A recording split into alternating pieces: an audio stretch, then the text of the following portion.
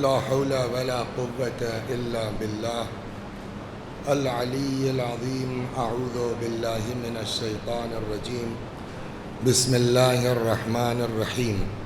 الحمد لله رب العالمين بارئ الخلائق أجمعين باعث الأنبياء والمرسلين، والصلاة والسلام والتحية والإكرام على البشير النذير السراج المنير سيدنا ونبينا وشفيعنا إن شاء الله أبي القاسم محمد.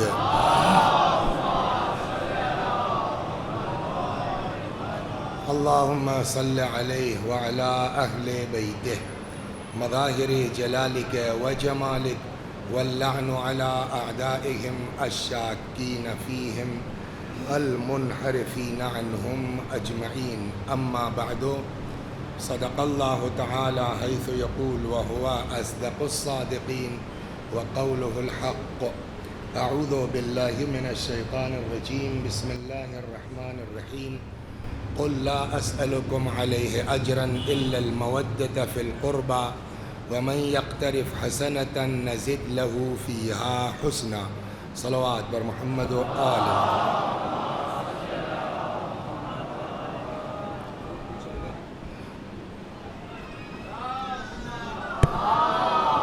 ٹھیک ہے ٹھیک ہے.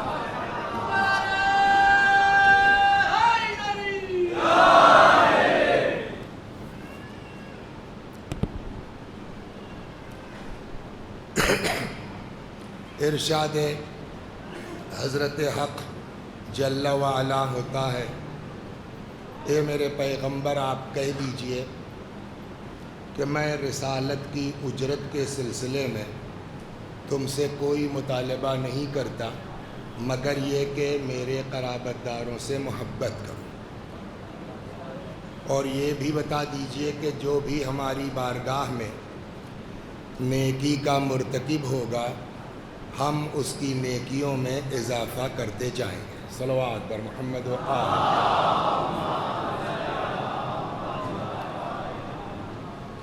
ہے جگہ جب کہہ رہے ہیں لوگ تو آ ہی جائیے، کیا ہے اس میں جو ہے. اب آپ سے آگے کون آئے گا؟ بزرگ آدمی، اب آپ ہی آگے تشریف لائیے.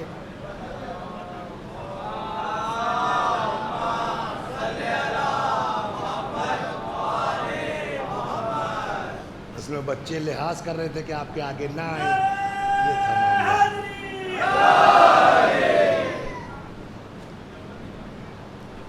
تو اے میرے پیغمبر آپ کہہ دیجئے میں رسالت کی اجرت کے سلسلے میں کوئی مطالبہ نہیں ہے سوائے کس کے؟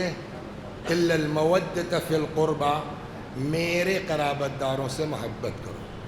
اور اس محبت کا نتیجہ یہ نہیں ہے کہ صرف تم محبت کرو گے، بلکہ جیسی تمہاری محبت ہوگی اس سے بڑھیا ہماری اجرت ہوگی. وَمَن يَقْتَرِفْ حَسَنَةً نَزِدْ لَهُ فِيهَا حُسْنًا، اور یہ بھی بتا دیجئے کہ جو ہماری بارگاہ میں نیکی لے کے آئے گا ہم اس کی نیکیوں میں اضافہ کر دیں گے. تو عشق اہل بیت کا صلہ یہ ہے، عوض یہ ہے کہ خود اہل بیت بھی بڑھا کے دیں گے، اللہ بھی بڑھا کے دے گا. اور آج یہ نویں مجلس ہے، دھیرے دھیرے مجھ کو جانا ہے، لیکن دو ایک باتوں پر میں یہ عرض کر دوں کہ ہم اور آپ جو امام حسین سے یا آل محمد علیہ الصلاۃ والسلام سے محبت کرتے ہیں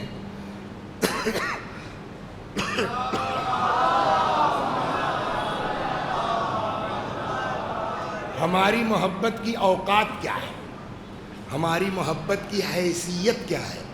جب آپ یہ دیکھیں گے کہ وہ عوض میں ہم کو کیا دے رہے ہیں تب اندازہ ہوگا کہ ہم نے تو کچھ بھی نہیں کیا.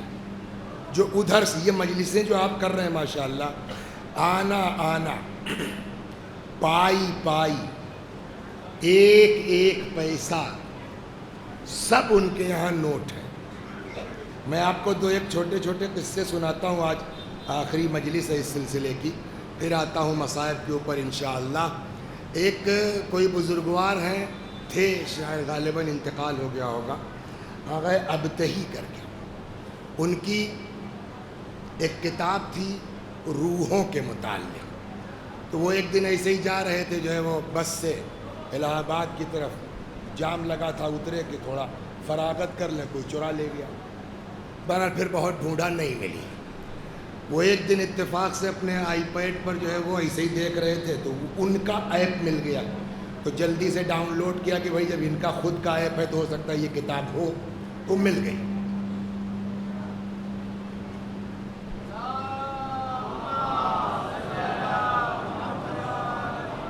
وہ مل گئی تو پھر سے پڑھا اس کو میں نے، جو دماغ میں تھا وہ تازہ ہوا۔ ایک دو چیزیں آپ کو میں سناتا ہوں۔ آپ یہ جو مجلسیں کر رہے ہیں یا ہم جو یہ تبرک بانٹ رہے ہیں، یا یہ ایک ایک چیز سب نوٹ ہے۔ میں دو سناتا ہوں، مجلس پڑھنے والوں کا، تبرک والوں کا، نوحہ پڑھنے والوں کا۔ ایک 15 منٹ میں یہ آج کہہ دوں، اس کے بعد پھر جو ہے وہ آتا ہوں مسائل پر۔ تو وہ کہتے ہیں صاحب کہ ایک مولانا صاحب تھے کوئی، تو وہ قم ہی میں کسی قصاب کے یہاں، قصائی کے یہاں اشرا پڑھ رہے تھے۔ اچھا قم میرٹھ کی کتنی آبادی ہوگی اس وقت، بتا سکتے ہیں سر آپ؟ 35 لاکھ یا 25 لاکھ۔ تو اب اگر سارا میرٹھ شیعہ ہو جائے، پورا 35 لاکھ کا 35 لاکھ، تو محرم میں جو ہے وہ یہ اسرار روٹی والے ہیں، شیرمال دے نہیں پائیں گے یا دے سکتے ہیں؟ تو کہیں بھی آپ جائیں گے تو وہ تبرک جو ہے وہ شارٹ ہونا ہی ہونا ہے۔ اتنی بڑی قم جیسا شہر جس میں 100% ہے، ہر قوم کے لوگ ہیں، تو اب ظاہر سی بات ہے تبرک کی پرابلم وہاں ہوگی۔ اتنا آدمی جو ہے وہ نہیں دے پائے گا، چاہے جتنا بڑا کاروباری ہو۔ تو وہ مولوی صاحب کہتے ہیں میں قصاب کے ہاں اشرا پڑھ رہا تھا، ایک دن میں نے خواب میں دیکھا کہ ساری مجلسوں کا حساب چل رہا ہے۔ اتنے میں آ گیا میرا نمبر، مجلس مثلاً 5 محرم، ذاکر مثلاً فلاں، بانی فلاں قصاب، تبرک اتنے کا جو ڈیلی تھا۔ تب تک امام حسین علیہ السلام نے ٹوکا نہ، کل والا تبرک اتنے کا نہیں تھا، وہ سستا تھا، کم تھا، اس کی قیمت اتنی تھی۔ اب یہ مولوی صاحب کہتے ہیں میری آنکھ کھل گئی ہے، یہ کیا ہوا؟ پھر کہنے لگے خود ہی سوچا کہ محرم چل رہا ہے نا، تو دن بھر مجلس ماتم تو خواب بھی وہی دیکھیں گے، لیکن ان کو یہ ہوا کہ مگر اس میں پیسہ یہ ہے نا کہ اتنے کا نہیں اتنے کا، تو یہ تو آزمایا جا سکتا ہے کہ یہ دن بھر کی سوچ کا نتیجہ ہے یا واقعاً ہے۔ کہنے لگے شام ہوئی، اب میں پھر جو مجلس کے لیے گیا تو مولانا صاحب کے لیے چائے آئی، تو جب چائے آئی وہ چائے جو ہے وہ، تو میں نے بانی مجلس کو بولا، میں نے کہا بھائی ادھر آئیے، جی فرمائیے۔ کہنے لگے کل جو ہے وہ چائے کے ساتھ جو قند تھا، شوگر کیوب، وہ کل کون سا تھا؟ کہنے لگے یہی تھا صاحب۔ کہا میں اپنے لیے نہیں پوچھ رہا ہوں، پبلک میں کون سا قند بٹا تھا؟ تو انہوں نے کہا صاحب بات یہ ہے کہ ہم گئے مارکیٹ اور اتفاق سے شارٹیج تھی، اچھا والا تھا نہیں، تو ہم نے سوچا کہ صاحب جو ہے مجلس تو ہونا ہی، مجلس تو رکے گی نہیں، تو جو سستا والا تھا وہی کا کتنے کا اتنے کا تھا۔ کا بجائیے آپ کا کیا مطلب؟ کا یہی دیکھنا تھا کہ یہ دن بھر کی سوچ کا نتیجہ ہے یا واقعاً حساب ہو رہا ہے۔ صلوات بر محمد و آل محمد۔ تو یہ مت ذہن میں رکھیے کہ ہم یہ جو تبرک بانٹ رہے ہیں، یہ مجلس کر رہے ہیں، جھاڑو دینے والا، یہ فرش بچھانے والا، سب کی اپنی اپنی اوقات ہے، اپنی اپنی حیثیت ہے۔ ان مجلسوں کے یہ جو مرثیہ پڑھتے ہیں، یہ جو لڑکے ماتم کرتے ہیں، سناؤں آپ کو، اسی کتاب میں لکھا ہے انہوں نے کہ کسی علاقے میں کوئی مولوی صاحب تھے، بزرگ، کافی بڑی شخصیت تھی۔ تب تک اسی شہر میں ایک کوئی نیا لڑکا سید اولاد رسول نجف سے پڑھ کے آ گئے مولانا، تو اب وہ نیا لڑکا ہی دانش کی طرح سے تو لوگوں کے ساتھ اٹھ رہے ہیں، بیٹھ رہے ہیں، کھیل رہے ہیں، کرکٹ میں بھی جا رہے ہیں، والی بال بھی کھیل رہے ہیں۔ جو بزرگ مولوی صاحب تھے ان کو برا لگ رہا تھا، بھئی امامہ لگاتے ہو تم، مولانا ہو، یہ کیا لونڈوں کے ساتھ پھر رہے ہو؟ تو پہلے تو سمجھایا، لیکن جب وہ لڑکے کے سمجھ میں نہیں آیا تو مولوی صاحب نے ان سے تعلقات ختم کر دیے۔ یہ سب نئے نئے لڑکے قم سے نجف سے پڑھ کے آ رہے ہیں، ان کو کوئی جو ہے لحاظ ہی نہیں ہے، بات ختم ہو گئی۔ اب وہ بیچارہ لڑکا وہ کیا کر سکتا ہے، بزرگ عالم ہے شہر کے۔ ایک دن خود بزرگوار نے، چچا نے خواب دیکھا محشر برپا ہے، सिरात किसे कहते हैं दिनेश? पुल। ये पुल कहाँ है? रिवायत कहती है जिस्रुन अला जहन्नम। ये सिरात कहाँ है? पुल है जहन्नम के ऊपर। जैसे मेरठ के आगे गढ़ जब जाइएगा आप, गढ़ मुक्तेश्वर, तो वो एक लंबा सा जो है पुल पड़ता है ना, कोई दरिया है, तो वो काहे के ऊपर है? दरिया के ऊपर। तो पुल पर से गुजरना है आपको, फिसले तो कहाँ जाएंगे? दरिया में जाएंगे। और वो गढ़ वाला पुल अच्छा खासा चौड़ा है, उसके बावजूद जाम लग जाता है बहुत। जहन्नम के ऊपर जो पुल है वो बड़ा बारीक सा है, सुना है नहीं सुना है? उसी पर से गुजरना है। और रिवायत कहती, सलवात है, सुन लीजिए रिवायत,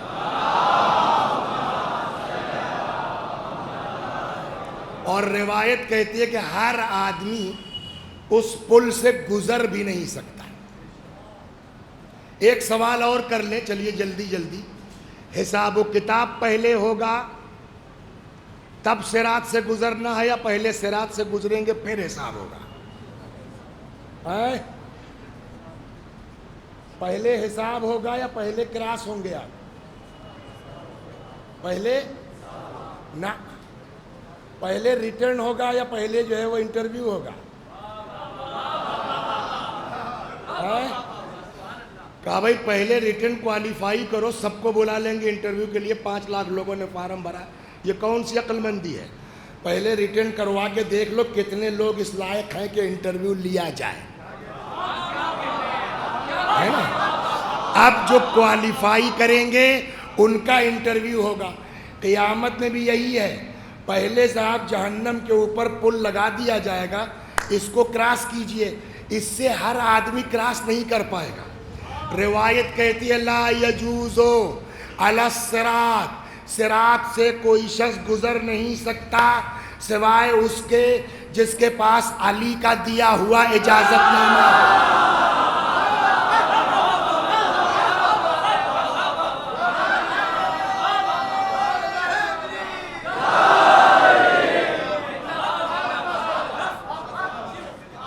जैसे आज इस कंट्री से उस कंट्री में जाने के लिए पासपोर्ट होता है ना, तो इस दुनिया से उस दुनिया में जाने के लिए है ना, और वो भी उस पर सिग्नेचर किसकी होगी? अमीरुल मोमिनीन की। तो अब वो पासपोर्ट तो मिल गया आपको सिरात से गुजरने के लिए, लेकिन गुजरने में भी सबकी स्पीड एक नहीं होगी। मुझको कहीं जाना था, दिल्ली एयरपोर्ट पर, तुम लोग तो बहुत जाते हो दोनों लोग, दिल्ली एयरपोर्ट पे मेरे ख्याल में इमिग्रेशन में सबसे ज़्यादा लाइन दिल्ली एयरपोर्ट पे लगती है, देखा है ना? अब आप लंबी लाइन, हम भी कुछ लेट यार, अब क्या करें? वो इत्तेफाक से उज़्बेक एयरलाइंस में हमारे इलाके के थे, वो दिख गए, कहना मौलवी साहब खैरियत? मैंने कहा कल से रुकिए 1 मिनट। वो गए आगे, वहाँ कुछ बात की, आइए। वो चले गए साहब, यूँ दिया निकल गए, एकदम सन्नाटा, अकेले बैठा था वो आदमी। वहाँ क्या चक्कर था? का वो डिप्लोमेट्स का था, अब इनके ताल्लुकात थे, पार करा दिया। तो पासपोर्ट सबके पास है,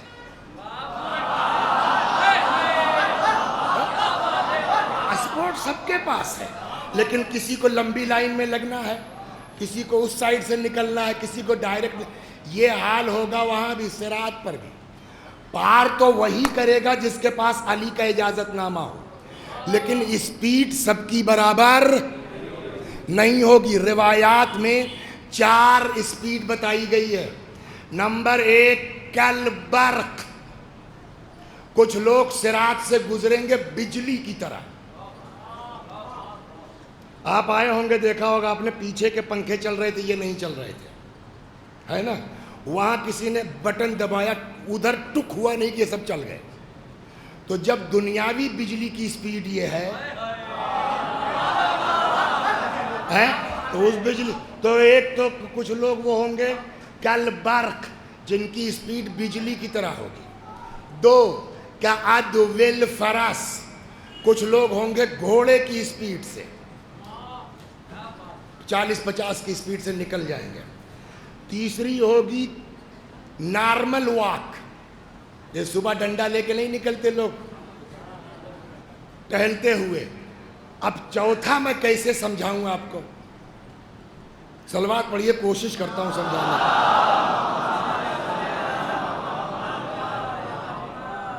एक लड़का था बड़ा बेचारा क्लोज, बहुत करीब, उसकी शादी आ गई तो वो आके पीछे लग गया, मौल साहब नहीं चलना है आपको, नहीं मौल साहब चलना है आपको, हमें यार इतनी नहीं मौल साहब चलिए।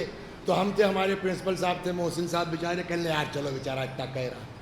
खैर हम लोग चल पड़े। 25 साल पहले की बात है, तब इतनी नक्शेबाजी नहीं होती थी, एक बस पे सारे लोग बैठ गए, चले गए। तो जिस गांव में जाना था बारात, उस गांव में बस नहीं जा सकती थी, छोटी गाड़ियां तो चली जाती, तो दूल्हे वाली तो चली गई। हम जब बाराती लोग थे, उनको उतार दिया गया सड़क पर। वहाँ से वो सामने साहब वो मकान है, थोड़ी दूर पर चले जाइए आप। अब हम लोग चले सब लोग सड़क से, तो वो चक्रोट या वैसा रास्ता नहीं था, शॉर्टकट से ले गए। शॉर्टकट क्या था? खेतों के बीच बनी थी नालियाँ। आजकल तो साहब नालियाँ सरकारी बनने लगी हैं, लेकिन आज से 25-30 साल पहले जो है तो वो कच्ची नालियाँ बनती थी। तो जिस साल बनती थी उस साल तो चौड़ी होती थी। जो गांव के लोग हैं उनको हमसे बेहतर तजुर्बा है, लेकिन हर साल उसको छांटते छांटते वो बिल्कुल सिरात बन जाती है। और देखा आपने? तो अब साहब वो बारातियों को तो नहीं, हम और मौलाना मोहसिन साहब दोनों लोग चले साथ में।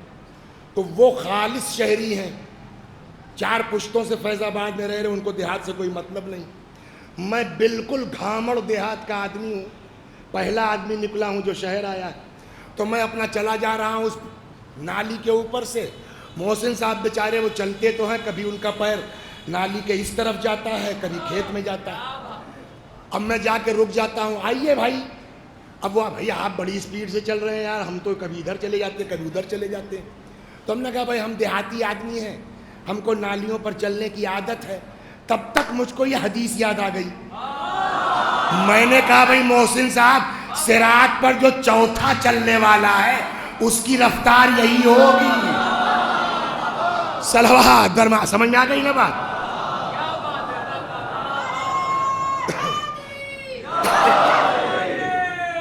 तो बहरहाल लेकिन पार हो जाएंगे। एक बात ये पक्की है कि जिसके पास अली का दिया इजाजतनामा होगा वो पार। सवाल, जब सबके पास अली का दिया हुआ इजाजतनामा है तो स्पीड में डिफरेंस क्यों? सवाल होगा कि नहीं होगा? कोई बिजली की तरह, कोई घोड़े की रफ्तार से। जवाब का वहां जो है वो सारा खेल है, क़यामत में भी खेला होबे। समझ गए आप? क़यामत में भी जहां इश्क़ अली नहीं है वहां खेला हो जाएगा। तो सबके पास है, लेकिन स्पीड जो होगी वो मोहब्बत की बुनियाद पर होगी, इश्क की बुनियाद पर। जाहिर सी बात है, जो रफ्तार मीसम की होगी, सलमान की होगी, बूजर की होगी, वो हमारी आपकी तो नहीं हो सकती ना। तो अब ये चचा ने, मौलवी साहब ने ख्वाब देखा सिरात। तो 4 तरह के लोग, मौलवी साहब भी देख रहे होंगे। मौलवी साहब देख के डर गए। उसमें कुछ है ना, फिसल रहे, कभी इधर फिसले, फिर किसी सूरज से रोड पर आ गए, फिर इधर फिसले। तो मौलवी साहब ने कहा यार, और कुछ हैं जो टपक रहे हैं, वहीं से जहन्नम में गिर जाएंगे, हिसाब की ज़रूरत ही नहीं है। भाई टाइम क्यों वेस्ट किया जाए, पहले इश्क़ अली की जांच कर लो सिरात से गुजार के। अब जो मुहिब होगा उससे सवाल होगा, नमाज पढ़ी कि नहीं, रोज़ा रखा कि नहीं, हज किया कि नहीं। लिहाजा मेरे बच्चों ये नोट कर लो, हिसाब व किताब सबसे नहीं होना है, उन्हीं से होना है जिनके दिल में मोहब्बत अहले बैत। इसलिए कि बकिया तो इंटरव्यू तक पहुंचेंगे ही नहीं, वो तो पहले ही टपक जाएंगे। अब मौलवी साहब ने देखा, साहब कैफियत ये है कि कुछ हैं जो इधर गिर रहे हैं, कुछ उधर गिर रहे हैं। मौलवी साहब ने डर के मारे सिरात पर कदम ही नहीं रखा, डर गए कि यार जो है वो फिसल गया तो क्या होगा। तब तक क्या देखते हैं, वही लड़का नजफ है ना, जो नया, जिससे बोलचाल भी बंद कर ली थी, उसका तो साहब वहाँ बड़ा रौला है। वो साहब आता है उधर से, जो कुछ कमज़ोर लोग हैं, आओ। 2 आदमियों को उठाया, اس پار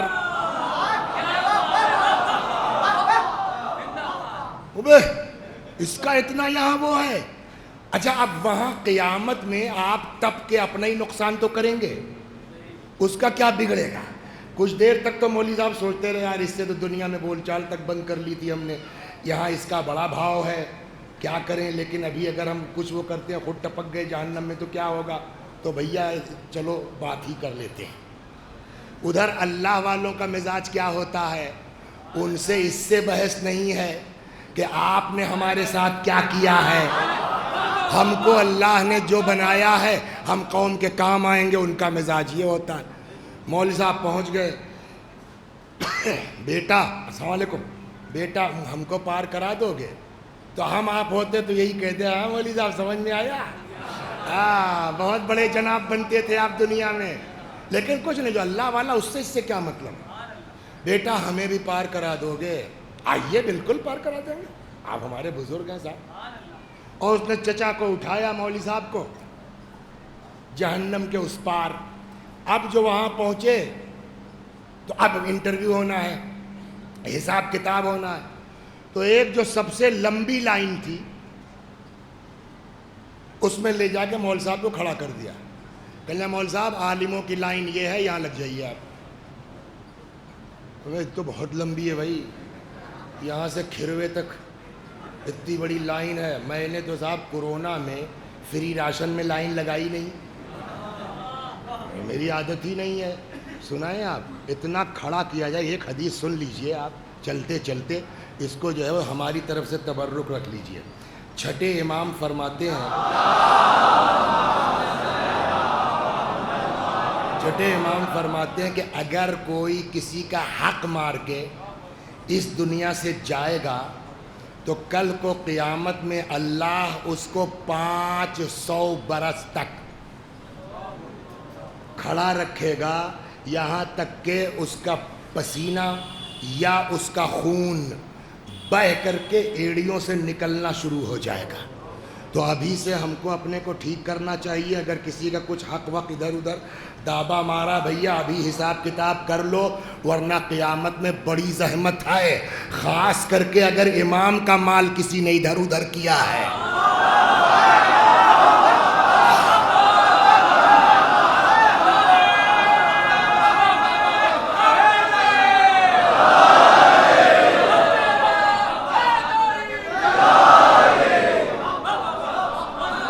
دنیا کتنے دن کی ہے میرے بھائیوں, یہ کتنے دن کی دنیا ہے, 10 سال 20 سال 50 سال بس نا. ایک روایت کہتی ہے قبرستان جایا کرو, بیٹھو کیوں, کہ جاؤ بیٹھو, دیکھو یہ میرے باپ کی قبر ہے, یہ میرے دادا کی قبر ہے. ہم لوگ 5 بھائی ہیں, میں اپنی بات کر رہا ہوں. تو اس وقت میرے پاس جتنا کھیت ہے, میرے باپ کے پاس مجھ سے 5 گنا زیادہ تھا کہ نہیں تھا. وہ کئی بسوا لے کے قبر میں گئے ہیں. مولوی صاحب تم کتنا لے کے جاؤ گے؟ لہذا روایت کہتی ہے کہ بیٹھو غور کرو, جہاں یہ گئے ہیں وہیں ہم کو بھی جانا ہے. کفا بالموت واعظا, روایت کہتی ہے موت کو یاد کرنے سے بڑھیا واعظ کوئی نہیں ہے. مرنا ہے ایک دن. بہرحال تو زیادہ ادھر ادھر نہ جائیں, لے جا کر کے ان کو لمبی لائن میں کھڑا کر دیا. مولوی صاحب کہنے لگے بھائی اس میں سے تو بڑا مشکل ہو جائے گا یار, یہ تو بڑی لمبی لائن ہے. تو وہ کہنے لگا مجبوری ہے آپ کی, آپ مولانا ہے, آپ عالم دین ہیں. اب جب آپ عالم دین ہیں تو جو ہے وہ آپ کا ہو گئی. دیکھیے آپ چلتے ہیں نا اس پر, تو ایک ہوتا ہے فاسٹیگ اور ایک یہ کیش لائن بھی ہوتی ہے. فاسٹیگ والے میں جہاں نیٹ ورک وغیرہ ٹھیک ہوتا ہے, آپ کی گاڑی ابھی ہل ہی رہی ہوتی ہے کہ اٹھ جاتا ہے, نکل جائیے, وہاں بھیڑ کم ہوتی ہے. لیکن جو کیش والی لائن ہوتی ہے, اب کسی نے معلوم ہے 500 روپے دیے ہیں, وہ چینج نہیں مل رہا ہے, پھٹ کر نہیں مل رہا ہے, اس کا ڈبل ٹائم لگتا ہے. تو نتیجہ کیا ہوتا ہے, کیش والی لائن لمبی ہوتی ہے, فاسٹیگ والی اس میں کم ہو جاتا ہے. وہاں بھی یہی ہوگا. یہ مولانا لوگوں کی لائن لمبی کیوں ہے؟ کہ اس لیے کہ ان کے پاس فاسٹیگ نہیں ہوگا وہاں. کیا مطلب؟ کہ اس لیے کہ روایت کہتی ہے یغفر للجاہل 70 ذنبا قبل ان یغفر للعالم ذنب واحد. جتنی دیر میں جاہلوں کا 70 گناہ معاف ہو جائے گا اتنی دیر میں عالم کا ایک نہیں ہو پائے گا. کیوں؟ اس لیے کہ وہ جاہل تھا کھٹا کھٹ جو ہے وہ اپنا اٹھتا جائے گا، نکلتے جاؤ. لیکن آپ تو مولانا تھے، آپ نے تو حدیث پڑھی تھی، آپ کو تو روایات معلوم تھی، آپ نے ایسا گڑبڑ کیوں کیا؟ آپ نے اس گندے آدمی کا وسیع حسن صاحب ساتھ کیوں دیا؟ تو لمبی لائن تو ہوگی نا. خیر اب مولوی صاحب کے پسینے چھوٹنے لگے. تب تک نظر، ارے ادھر دیکھو بیٹا وہ تو خالی ہے، بغل والی لائن ادھر سے نکال دو. کہ مول صاحب ادھر سے نہیں ہو سکتا. کہ کیوں؟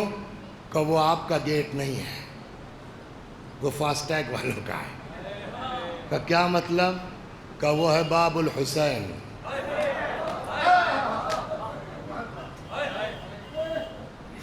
وہ حسین کے ذاکروں کا راستہ. آپ نے کبھی مجلس پڑھی ہے؟ کہ نہ. کتب نہیں ہو سکتا. کہ بیٹا کوئی جگاڑ کرو، کچھ کرو میرے لال. کل کچھ کا بس ایک ہی راستہ ہے مول صاحب. کیا؟ ابھی پڑھ دیجئے آپ. ابھی یہاں میں نے کبھی پڑھا ہی نہیں. کہا آپ مولانا ہیں، واقعہ کربلا جانتے ہیں نا. کہاں؟ کہ تو پڑھیے. کہا میں بیٹھتا ہوں. یہاں کون سا چکر ہے کہ اشرا کیسا ہوا، چلی کہ نہیں چلی؟ یہاں تو نیت ہے کہ بیٹھیے میں بیٹھتا ہوں، آپ بسم اللہ. خیر وہ لڑکا بیٹھ گیا. مولوی صاحب سے جو الٹا سیدھا 2-4 جملے کہا اب آئیے آپ. وہ کہتے ہیں وہ لے کے پہنچا وہاں تو دیکھا خود امام تشریف فرما ہے.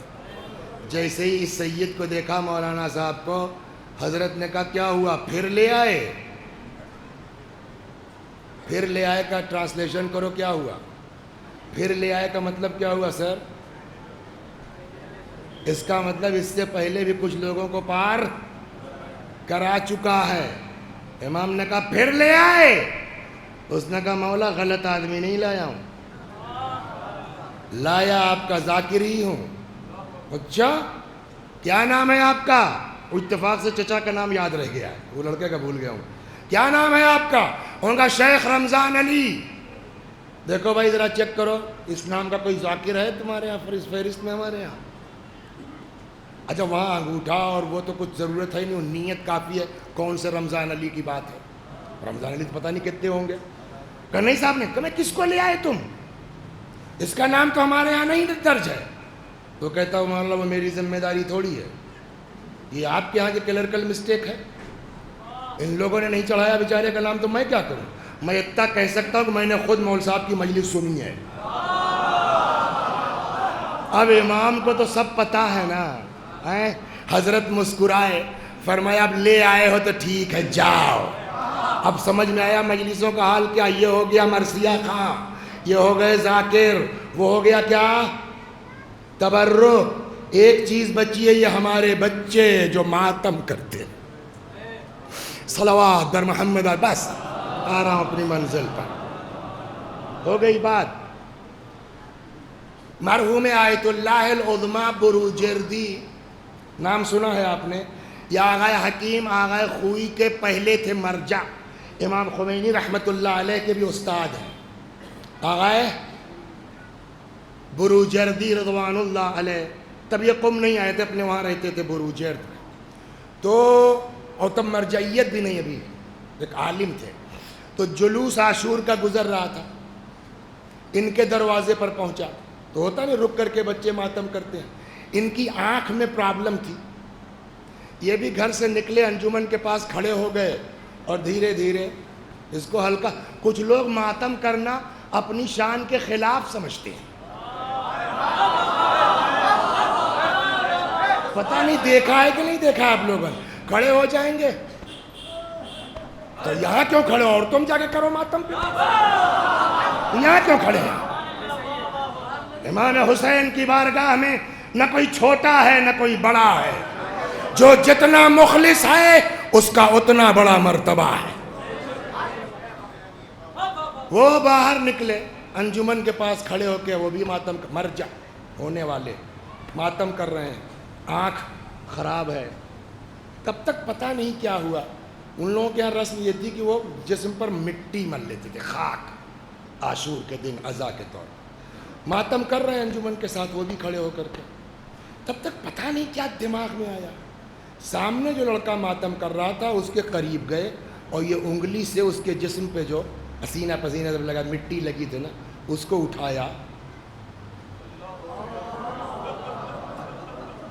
ہمارے استاد نے اپنے درس میں نقل کیا کہ وہ 90 کے اوپر ہو کے مرے ہیں، زندگی میں چشمہ نہیں لگایا انہوں نے۔ بس چند جملے مصائب سن لیجئے اور ختم و دعا۔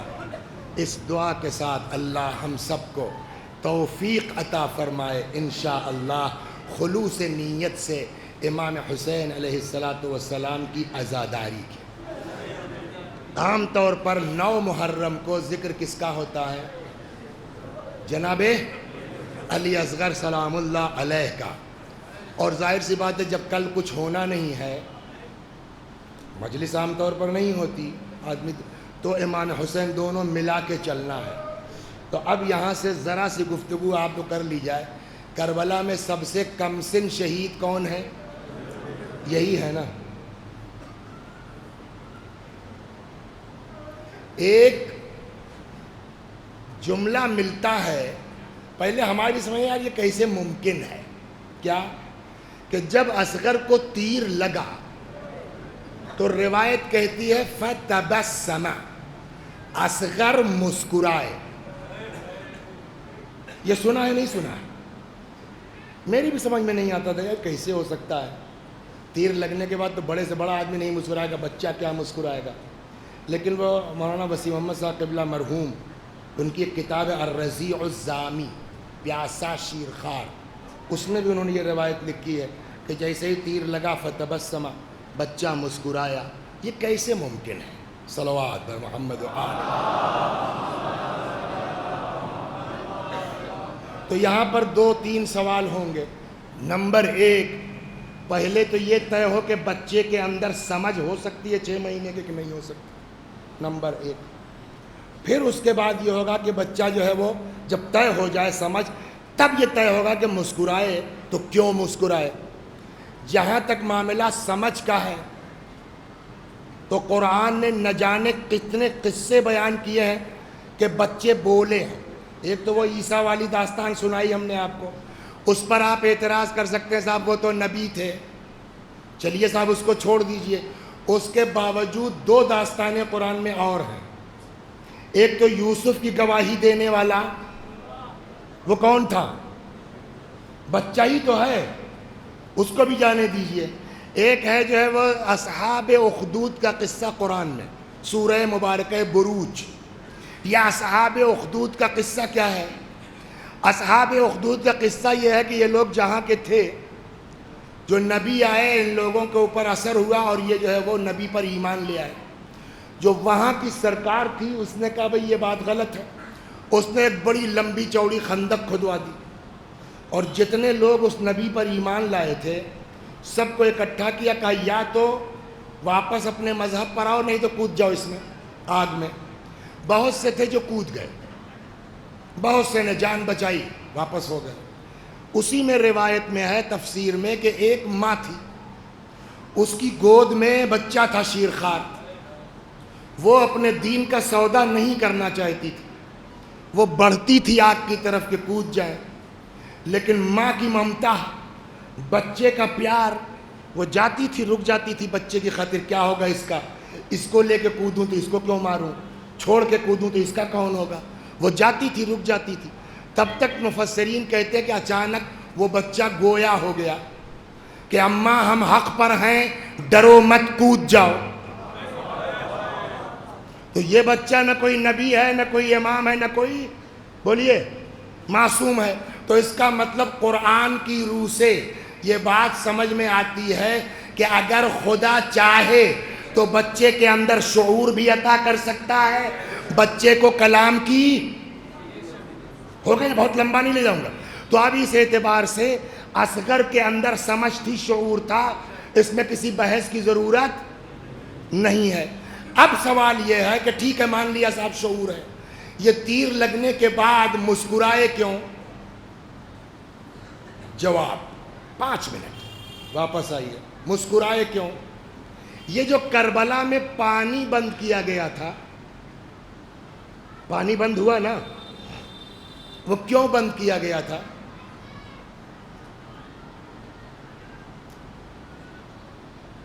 امام پر دباؤ بنانے کے لیے نا، پریشر کہ بیعت کر لیں۔ میری سمجھ میں آتا نا، یہ امام پر دباؤ بنانے کے لیے پانی بند نہیں کیا گیا تھا، اس لیے کہ پتہ ہے ان سبوں کو، حتیٰ یزید کے باپ نے جو یزید کو وصیت کی تھی، اس میں یہی کہا تھا کہ سب سے بھیڑ لینا، حسین سے مت بھیڑنا، اس لیے کہ حسین کے سینے میں ان کے باپ کا دل ہے۔ تو میں نہیں سمجھتا ہوں کہ یہ پانی بند کیا گیا تھا حسین پر دباؤ بنانے کے لیے۔ پھر یہ پانی کیوں بند کیا گیا؟ میرے خیال میں، نہیں کہتا کہ میری بات 100% درست ہے اور اس کو آپ مان ہی لیجئے، لیکن میری عقل میں جو بات آتی ہے کہ یہ جو پانی بند کیا گیا تھا وہ حسین کے لیے نہیں، پتا تھا کہ حسین تو ان پر کوئی دباؤ کام نہیں کرے گا، کہ پھر کہ یہ پانی بند کیا گیا تھا تاکہ عورتوں کے ذریعے حسین پر پریشر ڈالا جائے۔ جب پیاس شدید ہوگی، پیاس بھڑکے گی، تو اب لیلا دباؤ بنائیں گی، اب رباب دباؤ بنائیں گی کہ مجھ سے اپنے بچے کی پیاس دیکھی نہیں جاتی، اے حسین بیعت کرو۔ تو میں سمجھتا ہوں کہ یہ جو پانی بند کیا گیا تھا تاکہ انٹرنل امام حسین پر پریشر بنایا جا سکے، لیلا و رباب و زینب اور خواتین کا دباؤ بنے کہ آپ بیعت کیجئے، بچے جا رہے ہیں۔ میری سمجھ میں یہ آتی ہے۔ ایک سوال تو یہ ہو گیا۔ دوسرا، کربلا میں پیاس برداشت کرنے کی سب سے کم کیپیسٹی کس کی ہے؟ علی اصغر زیادہ دیر تک برداشت کر سکتے ہیں کہ عباس؟ اصغر زیادہ دیر برداشت کر سکتے ہیں کہ اکبر؟ سب سے کم اگر کسی میں پیاس برداشت کرنے کی حیثیت ہے تو وہ سب سے کمزور کون ہے؟ حضرت۔ اور سب سے آخر میں کس کو لایا گیا؟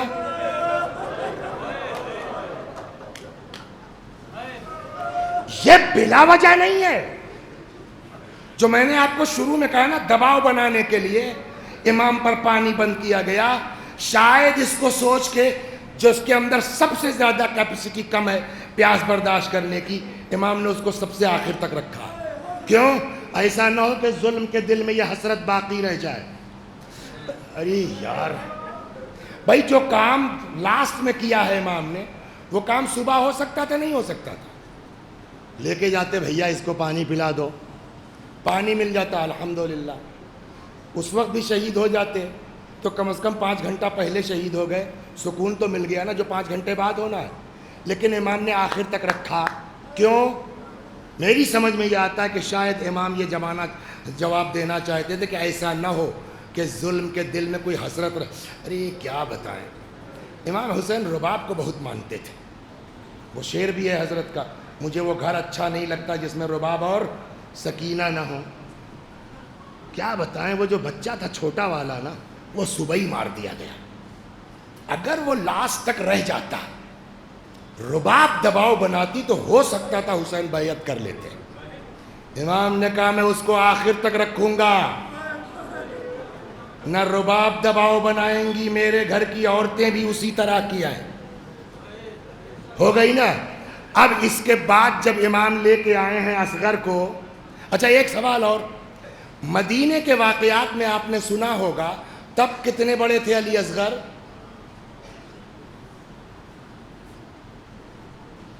24 رجب کی ولادت ہے، 28 رجب کو چلے ہیں، 4 دن، یا بعض روایتوں میں 10 رجب کی ولادت ہے، تو کتنے دن کے زیادہ سے زیادہ ہوئے؟ 18 دن۔ 18 دن کے علی اصغر کے لیے کیا سنتے رہتے ہیں آپ؟ کسی کی گود میں جا ہی نہیں رہے ہیں نا؟ یہ سینس کی بات ہے یا نہیں ہے؟ اور جب امام نے کان میں کہا تو ہمک کے آ گئے۔ اب سوچئے کیا کہا ہوگا، اس وقت تو نہیں سمجھ میں میری سمجھ میں یہ آ رہا ہے کہ شاید حضرت نے فرمایا ہو، نہیں پڑھا میں نے کہیں، عقل کہتی ہے کہ بیٹا آپ نہیں چلیے گا تو تمہارے باپ کی فتح کا اعلان کون کرے گا، جو میں سمجھا ہوں۔ اب آئیے، انہوں نے پانی بند کیا کاہے کے لیے؟ تاکہ حسین علیہ السلام پر دباؤ بنایا جا سکے، پریشر بنایا جا سکے۔ امام نے بھی اصغر کو رکھا آخر تک، یہاں تک کہ اب لے کے میدان میں آئے، سنسناتا ہوا تیر چلا، اصغر کے گلے کو چھیدا۔ کہتے ہیں جیسے ہی تیر لگا اصغر مسکرائے۔ کیوں مسکرائے؟ یہ اصغر مسکرا نہیں رہے تھے، حسین کی فتح کا اعلان کر رہے تھے کہ دیکھو میں بھی جا رہا ہوں، میرے باپ پر کوئی دباؤ کام نہیں کر پایا۔ تو اصغر نہیں ہے، اصغر حسین علیہ السلام کی فتح کا اعلان کرنے والے۔ یہی وجہ ہے اللہ اکبر، جتنی تکلیف میرے مولا کو اصغر کی شہادت پہ ہوئی ہے نا، ابھی سنا رہا ہوں میں آپ کو۔ جناب ام کلثوم روایت کہتی ہے لے کے آئیں، بھیا اس کو لے جاؤ، شاید کسی کو ترس آ جائے۔ اما ترا کیف یتلذا، اے بھیا دیکھ نہیں رہے ہو یہ بچہ پیاس کی شدت سے پرندوں کی طرح کیسے بار بار منہ کھولتا اور بند کرتا ہے؟ لے کے آئے میدان میں۔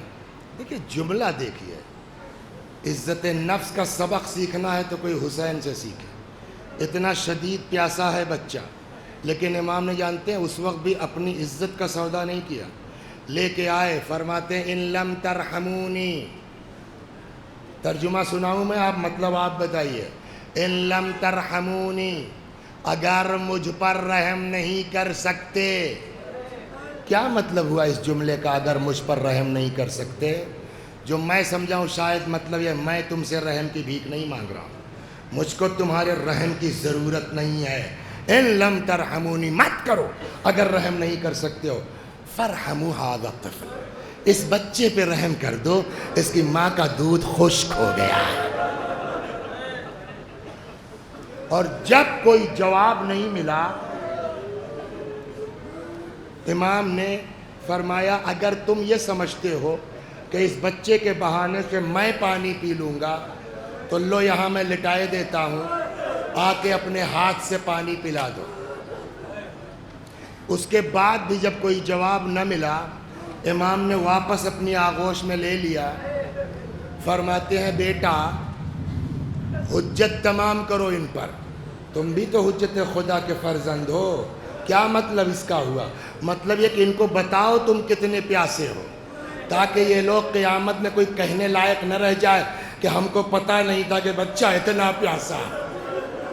کہتے ہیں سوکھی ہوئی زبان پپڑائے ہوئے ہونٹوں پر پھرانا شروع کی۔ یہ وہ منظر تھا کہ یزیدی فوج بھی منہ پھیر کے رونے لگی۔ ڈر گیا ابن سعد، کہتا آئینہ حرملہ اقطع کلام الحسین، حرملہ کہاں ہے؟ حسین کی بات کاٹ دے۔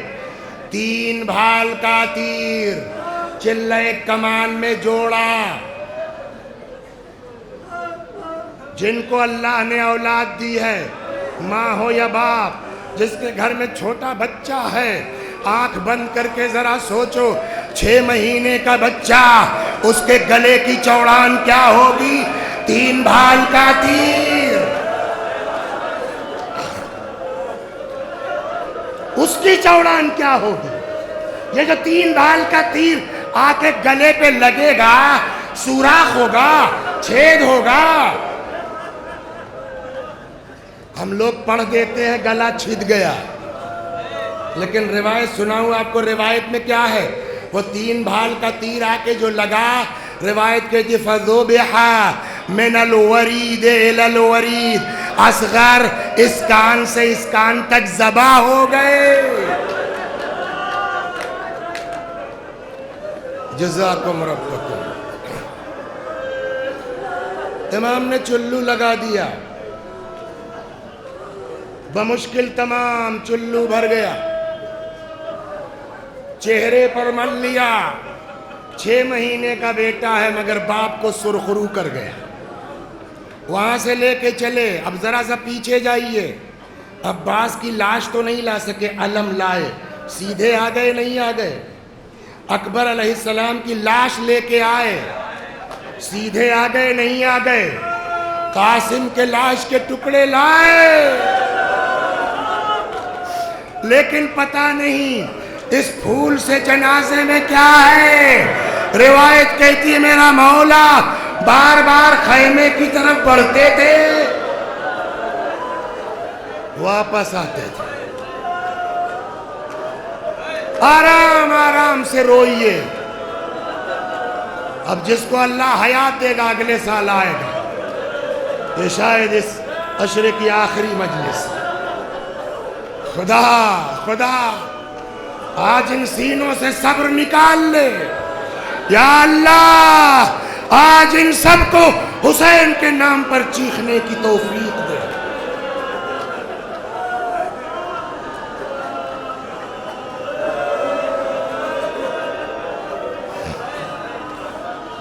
ایک بار نہیں، 2 بار نہیں، 7 مرتبہ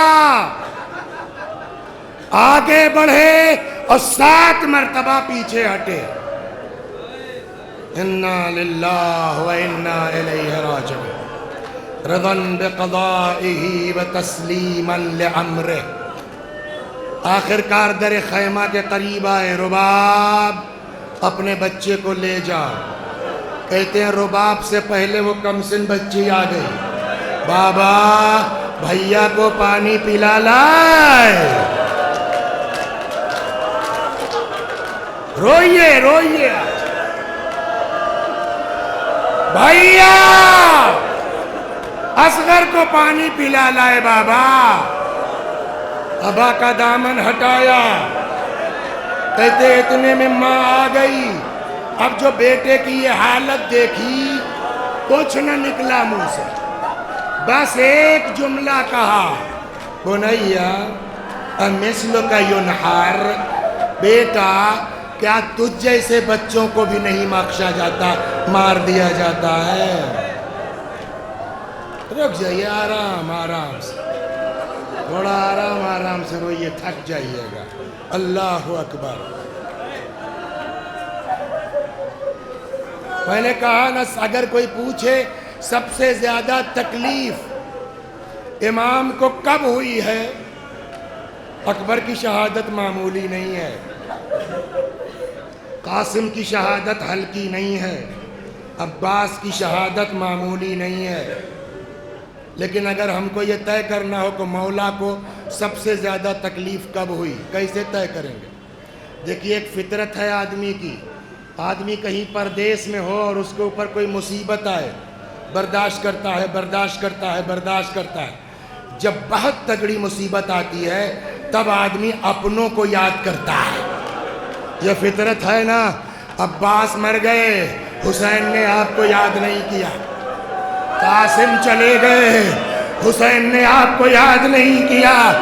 اکبر کے جنازے پر تڑپے، حسین نے آپ کو یاد نہیں کیا۔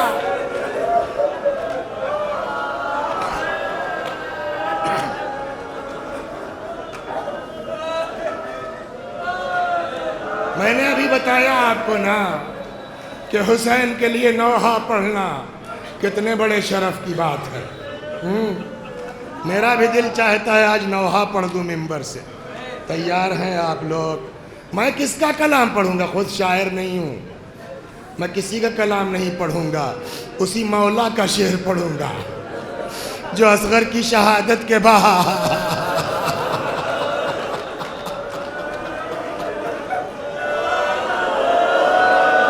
چاہنے والوں، حسین نے تم کو یاد نہیں کیا، نہ اکبر کے پاس، نہ عباس کے پاس، نہ قاسم کے پاس، مگر جب یہ 6 مہینے کا بچہ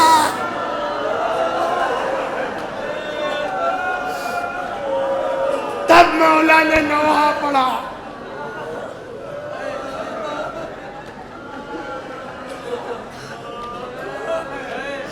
فرماتے ہیں شیعتی مہما شربتم مع عذب فاذکرونی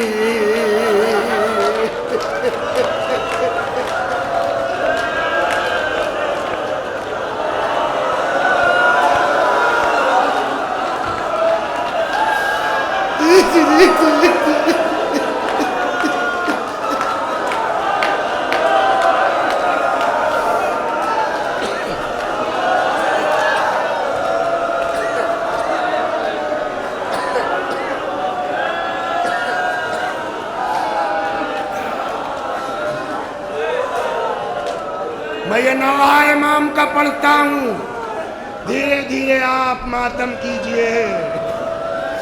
شیعتی مہما شربتم مع عذب فاذکرونی او سمعتم بغریب او شہید فاندبونی۔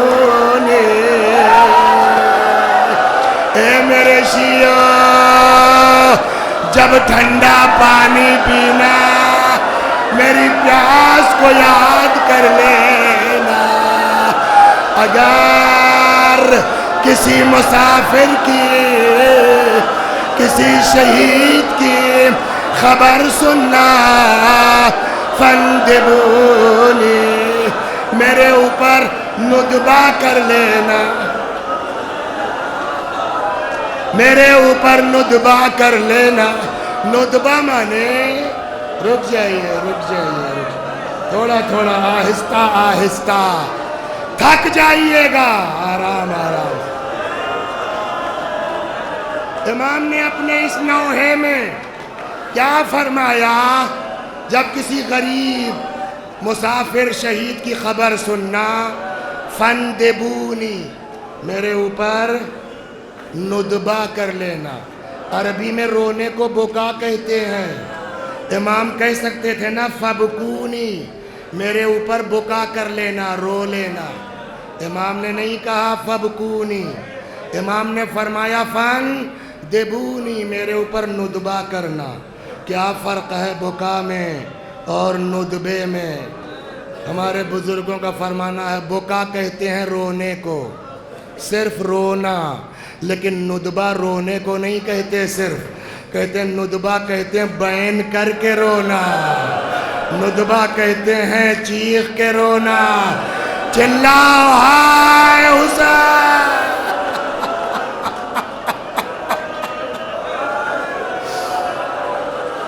شیعتی مہما شربتم مع عذب فاذکرونی او سمعتم بغریب او شہید فاندبونی۔ اس کے بعد تمہارا مولا تمہیں یاد کرتا ہے، فرماتے لیتکم فی یوم عاشوراء جمیعاً تنظرونی۔ اے میرے شیعہ کاش تم لوگ عاشور کے دن ہوتے تو دیکھتے کیف استسقی لطفلی فابوا ان یرحمونی، تم دیکھتے میں کیسے اپنے بچے کے لیے پانی مانگ رہا تھا۔ ماشاءاللہ ماشاءاللہ، یا اللہ ان آوازوں پر رحمت نازل فرما۔ خدا اس عشرے میں جن لوگوں نے جیسے بھی تعاون کیا، کوشش کی، یا اللہ سب کی کوششوں کو قبول فرما۔ یا اللہ ان سب کو قیامت میں حسین کے ساتھ رکھ۔ بات یہ تھی کہ امام حسین کا بھی کچھ پڑھا جائے، لیکن آپ کی حالت دیکھ کے میری ہمت نہیں پڑ رہی. بس 2 جملے اور ختم کرتا ہوں. لے کے آئے، بس آخری بات، لے کے آئے ذوالفقار سے اپنے ہاتھ سے حضرت نے قبر کھو دی، اور اس 6 مہینے کے بچے کو امام نے اپنے ہاتھ سے دفنا دیا. اس کے بعد خود امام چلے گئے. ایک وقت وہ آیا کہ جب مولا بھی شہید ہو گئے. پتہ نہیں آپ کو یاد ہے کہ نہیں یاد ہے، میں یاد دلا دیتا ہوں اور مجلس تمام. جناب فاطمہ زہرا کو رات میں دفن کیا گیا، سنا ہے نا؟ جب صبح پبلک کو پتہ چلا کہ ارے ہم کو تو بتایا ہی نہیں گیا، فاطمہ کو رات میں دفن کر دیا گیا، کچھ لوگ آئے، علی تم نے اچھا نہیں کیا، ہمارے نبی کی بیٹی تھی، ہم شان سے جنازہ اٹھاتے، آپ نے کیوں ایسا کیا؟ مولا نے کہا میں نے خود سے نہیں کیا ہے، فاطمہ کی وصیت تھی، ہم نے اس لیے خاموشی سے دفن کر دیا. ایک آدمی کہتا ٹھیک ہے جو آپ کو کرنا تھا آپ نے کر دیا، ہم جا رہے ہیں قبر کھودیں گے، فاطمہ کی لاش نکالیں گے، نماز پڑھیں گے، شان سے جنازہ اٹھائیں گے. بس اتنا سننا تھا کہ روایت کہتی ہے مولا کائنات نے تلوار لی ہاتھ میں، یہ ردا پیلے کلر کی تھی، دوش پہ ڈالی، آئے فاطمہ کی قبر پہ کھڑے ہو گئے، آؤ ہمت ہے تو ہاتھ لگا کے دیکھ لو. اتنے میں ایک آدمی دوڑا آیا، کیا کر رہے ہو تم لوگ؟